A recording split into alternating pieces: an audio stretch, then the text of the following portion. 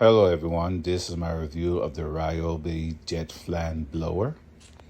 This model has a 110 mile per hour blowing power, and it also has a turbo boost.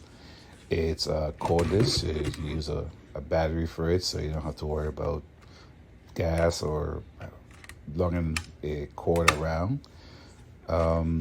It's pretty light weight to move around, so it's easy to maneuver when you're blowing your leaves around. Or you can also adjust the speed with the trigger. I'm gonna go ahead and put the battery in so you can see it in operation. It just snaps in the back like that, and pull the trigger, and here we go. This is the turbo button on the top here.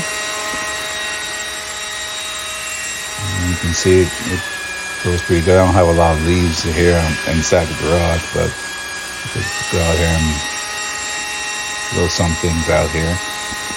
But this blower works really well, and I hope this review helps.